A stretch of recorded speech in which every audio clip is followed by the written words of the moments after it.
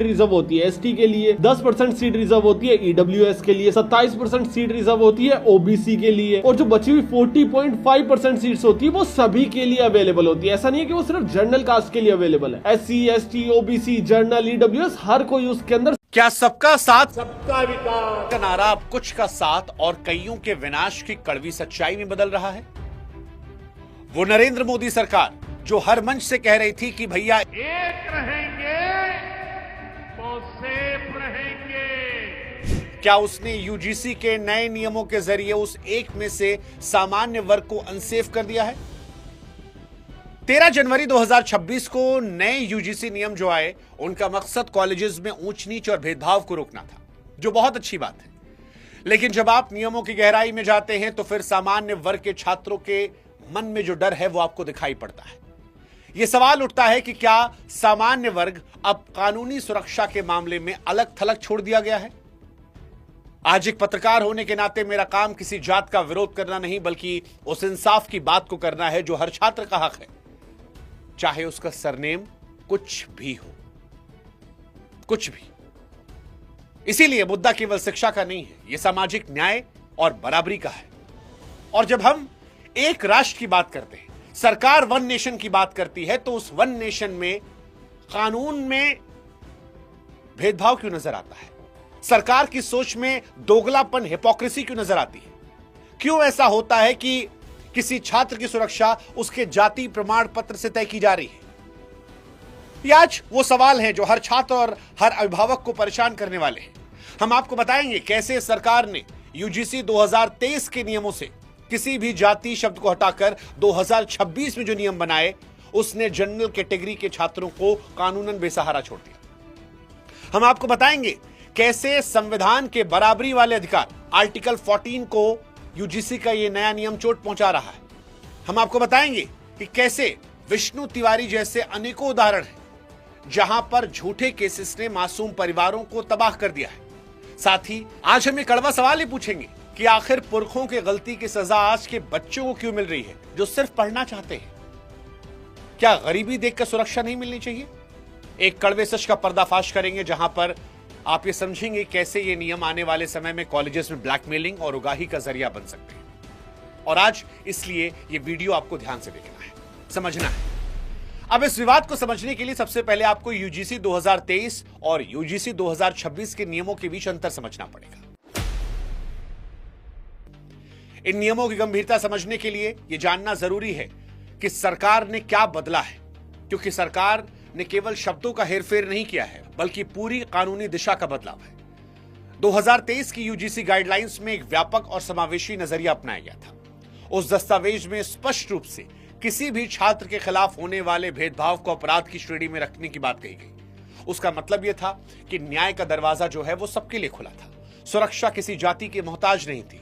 अगर किसी एक कैंपस में एक ब्राह्मण, राजपूत या किसी सामान्य वर्ग के छात्र को भी उसकी पृष्ठभूमि के चलते प्रताड़ित किया गया, तो पुराने नियम उसे भी सुरक्षा देते थे। लेकिन 2026 में नियमों का ढांचा बदल दिया गया। अब यूजीसी क्लॉज 3 को अगर आप ध्यान से देखेंगे तो यहां पर मैंडेटरी कॉम्प्लायंस यानी अनिवार्य रूप से लागू करने की बात बताई गई है। इसका मतलब यह है कि विश्वविद्यालय प्रशासन के पास कोई विकल्प नहीं बचा है। उन्हें बिना किसी प्रारंभिक जांच के केवल शिकायत के आधार पर त्वरित कार्रवाई करनी होगी। यह त्वरित कार्रवाई सस्पेंशन भी हो सकती है, वरना संस्थान की मान्यता या फंड पर खतरा आ सकता है। 2026 के नियमों में एनी कास्ट जैसे समावेशी शब्दों को हटाकर फोकस जो है वो केवल SC, ST, OBC, women, PWD पर शिफ्ट कर दिया गया। असल में यूजीसी 2026 से क्लॉज 3 के अनुसार जातिगत भेदभाव केवल तभी माना जाएगा जब वो एससी, एसटी या ओबीसी वर्ग के खिलाफ हो। यानी अगर जनरल कैटेगरी का छात्र अपनी जाति की वजह से प्रताड़ित होता है तो इन नियमों के तहत उसे तकनीकी रूप से पीड़ित माना ही नहीं जाएगा। सबसे बड़ी चिंता यह है कि 2012 के पुराने नियमों में झूठी शिकायतों के खिलाफ भी कुछ सेफगार्ड्स थे जिन्हें अब हटा दिया गया है। यानी अगर कोई व्यक्ति शिकायत करता है और उसकी शिकायत झूठी निकलती है तो झूठी शिकायत के बाद भी शिकायतकर्ता के खिलाफ जवाबदेही तय करने वाला कोई ठोस रास्ता नहीं बचा है। और यहीं से सवाल उठता है बराबरी का, हक का, इक्वलिटी का, प्रिविलेज का। समाज में अक्सर लोग ये तर्क देते हैं कि जनरल कैटेगरी के लोग सक्षम होते हैं, उन्हें कानून की जरूरत क्या है। लेकिन यहां आरक्षण और सुरक्षा के बीच के फर्क को समझना पड़ेगा। आरक्षण अवसरों की समानता के लिए है, ताकि ऐतिहासिक रूप से पिछड़े वर्गों को आगे लाया जा सके, लेकिन सुरक्षा एक बुनियादी मानव अधिकार है। हमें यह स्पष्ट रूप से मानना होगा कि कैंपस में एससी, एसटी, ओबीसी छात्रों के साथ होने वाले रियल डिस्क्रिमिनेशन को रोकना जरूरी है। ठीक बात है, बहुत अच्छी बात है, उनके साथ भेदभाव ना हो, क्योंकि किसी भी छात्र को उसकी जाति या उसकी पहचान की वजह से मानसिक या शारीरिक प्रताड़ना मिलना किसी सभ्य समाज के लिए शर्मनाक है। लेकिन हमें यह भी मानना होगा कि इस भेदभाव को रोकने का तरीका जो है वो भी निष्पक्ष होना चाहिए। आज जनरल कैटेगरी के छात्र जो हैं वो कोई विशेष फायदा नहीं मांग रहे हैं, वो बस इतना कह रहे हैं कि मोदी जी न्यूनतम कानूनी कवच दे दीजिए जो एक नागरिक के नाते सबको मिलना चाहिए। आरक्षण अवसर की बात है, सुरक्षा अधिकार की, और दोनों को मिलाना यह बौद्धिक बेईमानी है। अगर समानता का मतलब यह है कि एक पक्ष को बचाने के लिए दूसरे पक्ष को बिना किसी सुरक्षा के जोखिम में डाल दिया जाए, तो I am sorry Modi ji, इस इक्विटी नहीं बल्कि नीतिगत असंतुलन करते हैं जो आपकी सरकार कर रही है। और आपकी सरकार के जो तर्क हैं, आपके मंत्री जो तर्क दे रहे हैं, वो सब गलत है।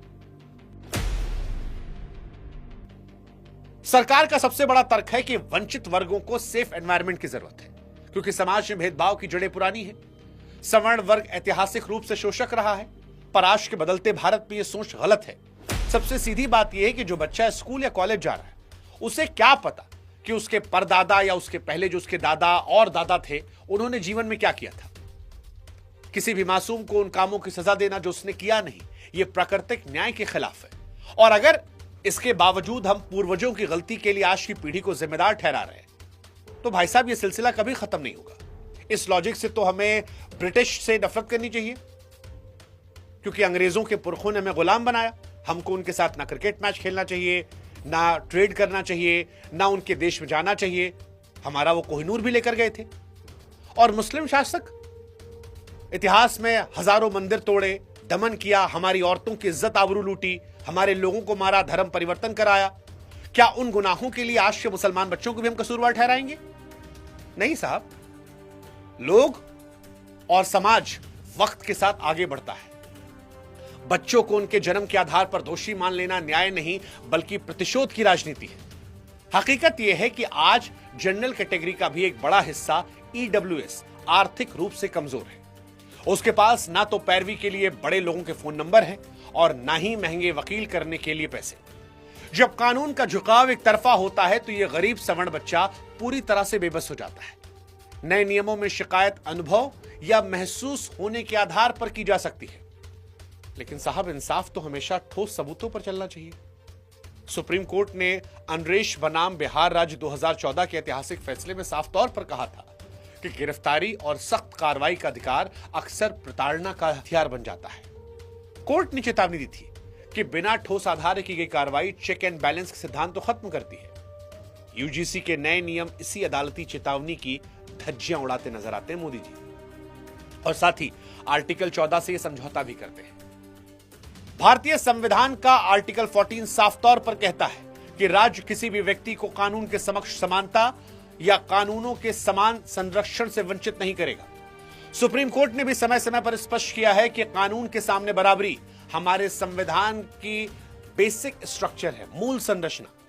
लेकिन यूजीसी के 2026 के नियम यहां एक बड़ा संवैधानिक सवाल खड़ा करते हैं कि अगर कोई नियम एक खास नागरिक वर्ग को केवल उसकी जाति के आधार पर पीड़ित बनने के अधिकार से बाहर कर देता है तो वो सीधे तौर पर संविधान की आत्मा पर प्रहार है। नेशनल क्राइम रिकॉर्ड ब्यूरो के आंकड़े बताते हैं कि विशेष श्रेणी के कानूनों में फॉल्स कंप्लेन की दर काफी अधिक रही है। यह डेटा चीख चीख कर कह रहा है कि एक तरफा कानूनों का दुरुपयोग होता है, तो फिर यूजीसी ने सुरक्षा उपायों को जोड़ने के बजाय उन्हें हटाया क्यों? क्लॉज 10 के तहत जो सजा का प्रावधान है, जैसे यूनिवर्सिटी की मान्यता रद्द करना, वो इतना ज्यादा कड़ा है कि कोई भी कॉलेज प्रशासन सच जानने के बजाय खुद को बचाने के लिए सीधे सीधे जनरल कैटेगरी के छात्र को सस्पेंड करना बेहतर समझेगा। मोदी जी, ये समानता लाने का प्रयास नहीं है, यह आप एक ऐसी व्यवस्था बना रहे हैं जहां सुरक्षा यूनिवर्सल बनाने के बजाय सेलेक्टिव हो रही है। और इसका नुकसान जानते हैं क्या होगा मोदी जी? कानून जो आपका है वो ब्लैकमेलिंग का जरिया बन जाएगा। इंस्टीट्यूशनलाइज्ड एक्सटॉर्शन होगा। इन नियमों का सबसे डरावना व्यवहारिक पहलू यही है कि ये कैंपस के भीतर ब्लैकमेलिंग और संस्थानिक उगाही की एक नई संस्कृति को जन्म देंगे। देखिए, हम पत्रकार हैं, हमारे नजरिए से देखेंगे तो जवाबदेही जहां नहीं होती है वहां भ्रष्टाचार और दुरुपयोग पनपता है। जब एक छात्र को यह पता होगा कि उसकी सिर्फ एक शिकायत के सामने एक सवर्ण छात्र का करियर मिट्टी में मिल जाएगा और उस शिकायत के झूठा साबित होने पर भी उस पर कोई आंच नहीं आएगी, तो यह स्थिति ब्लैकमेलिंग के लिए सबसे उपजाऊ जमीन तैयार करती है। कॉलेजेस की आंतरिक राजनीति, छात्र संघ के चुनाव या फिर टॉपर छात्रों के बीच की होड़ में किसी को भी रास्ते से हटाने के लिए जातिगत भेदभाव का आरोप लगाना सबसे आसान तरीका बन जाएगा। यह त्वरित न्याय की तरह काम करेगा। समरी जस्टिस, जहां आरोपी को अपनी बेगुनाही साबित करने का मौका मिलने से पहले ही उसे सस्पेंड करके समाज की नजरों में गुनहगार बना दिया जाएगा। और इसीलिए सवाल मोदी जी है आज आपसे कि क्या हम अपनी यूनिवर्सिटीज को शिक्षा के केंद्र के बजाय कानूनी युद्ध का मैदान बनाना चाह रहे हैं? आज हमें उन कड़वे उदाहरणों को नहीं भूलना चाहिए जहां एक तरफा कानून के दुरुपयोग ने हंसते खेलते परिवारों को जाड़ दिया। ललितपुर के विष्णु तिवारी का मामला भारतीय न्याय व्यवस्था के इतिहास में काला अध्याय है। विष्णु पर झूठा SC/ST एक्ट लगाया गया, बिना किसी ठोस जांच के उसे जेल भेज दिया गया। इसके बाद विष्णु तिवारी ने अपनी जिंदगी के 20 कीमती साल जेल की सलाखों के पीछे काटे। 2021 में जब इलाहाबाद हाईकोर्ट ने उसे बेकसूर पाया, तब तक उसकी जवानी खत्म हो चुकी थी। माता पिता भाई गुजर चुके थे, पुश्तैनी घर खंडहर बन चुका था। जेल से बाहर आने के बाद उसके पास न परिवार था, न जवानी, न समाज में सम्मान। अब सवाल यह है कि क्या यूजीसी के ये नए नियम कैंपस में ऐसे ही और विष्णु तिवारी नहीं पैदा करेंगे?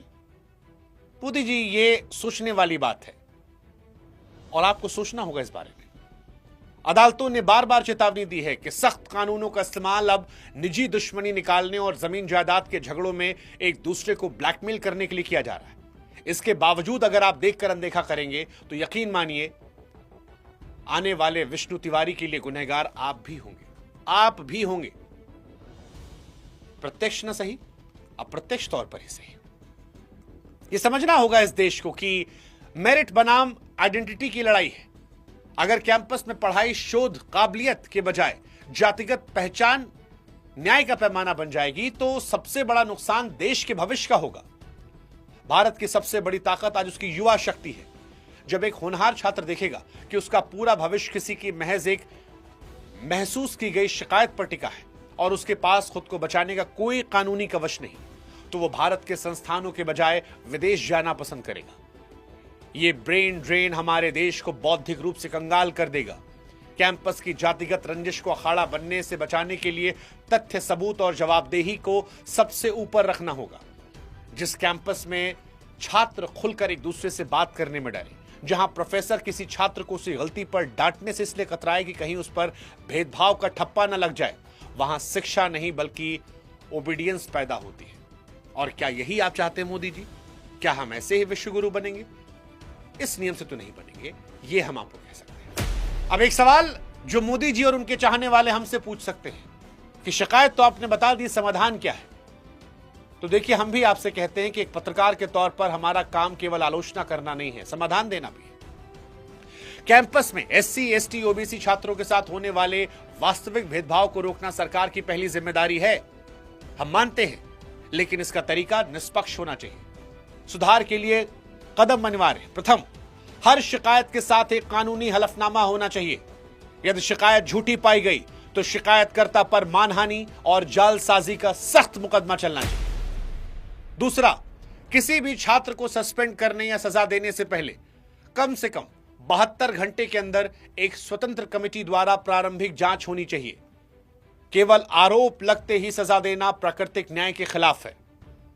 तीसरा, यूजीसी को अपने नियमों में फिर से एनी कास्ट यानी किसी भी जाति शब्द को जोड़ना चाहिए, क्योंकि सुरक्षा हर किसी का अधिकार है। आप संविधान से खिलवाड़ नहीं कर सकते, आर्टिकल 14 को नहीं तोड़ सकते आप।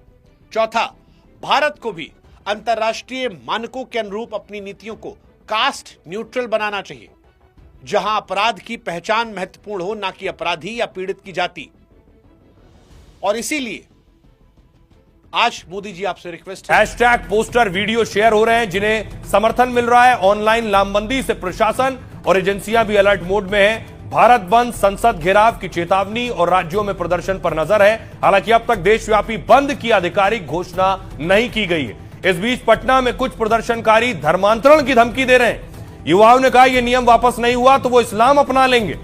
सुनिए जरा, ऐसे ही धमकी का एक वीडियो वायरल है, क्या कह रहे हैं। यदि काला कानून वापस नहीं लिया तो कसम भगवती की फिर से हमने तलवार चलाना छोड़ा है, तलवार चलाना बंद नहीं किया है, भूले नहीं है। कसम भगवती की तुम्हारा विरोध नहीं, जड़ से उखाड़ने की ताकत रखी है स्वर्ण समाज। बदल दो इस कानून को, बदलो जल्दी, जल्दी से जल्दी, भगवती की कसम, अन्यथा हम स्वर्ण समाज कभी माफ नहीं करेंगे। क्योंकि तुम जिसको मांगते हो उसको तो देते हो। हिंदू मुस्लिम नहीं हो पाया, अच्छा स्वर्ण समाज और दलित को लड़ाना चाहता। कितनी घटिया सोच होगी रे भाई, बुढ़े हो गए आप, रिटायरमेंट हो जाओ। मन बुद्धि मत बनो, इस कानून को वापस लो, कसम भगवती की वापस लो, वापस लो, वापस।